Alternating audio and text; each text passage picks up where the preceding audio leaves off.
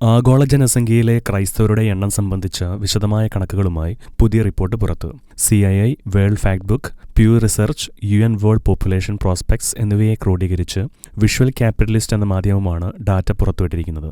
ഏകദേശം 219 ദശലക്ഷം ക്രൈസ്തവരുമായി അമേരിക്കയാണ് ആഗോള ജനസംഖ്യയിൽ ഏറ്റവുമധികം ക്രൈസ്തവരുള്ള രാജ്യമെന്ന് വിഷ്വൽ ക്യാപിറ്റലിസ്റ്റിന്റെ റിപ്പോർട്ടിൽ പറയുന്നു.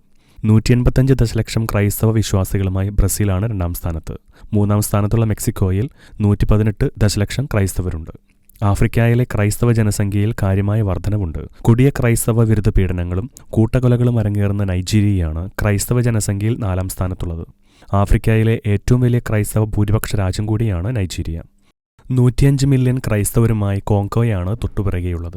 ഉയർന്ന ജനനനിരക്ക് നിലനിൽക്കുന്നതിനാൽ 2050 പിന്നിട്ടാലും ആഫ്രിക്കയിലെ ക്രൈസ്തവ ജനസംഖ്യയിൽ വലിയ വർധനവുണ്ടാകുമെന്നാണ് വിഷ്വൽ ക്യാപിറ്റലിസ്റ്റിന്റെ അനുമാനം. 100 ദശലക്ഷം ക്രൈസ്തവരുള്ള ഫിലിപ്പീൻസ് ആണ് ഏഷ്യയിൽ ഏറ്റവുമധികം ക്രൈസ്തവരുള്ള രാജ്യം.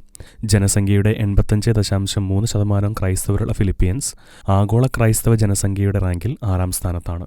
72 ദശലക്ഷം ക്രൈസ്തവരുള്ള ചൈനയും 34 ദശലക്ഷം ഭാരതത്തിലെ ക്രൈസ്തവരുമാണ് ലിസ്റ്റിൽ ആദ്യത്തെ 25-ൽ ഇടം നേടിയിരിക്കുന്ന മറ്റ് ഏഷ്യൻ രാജ്യങ്ങൾ.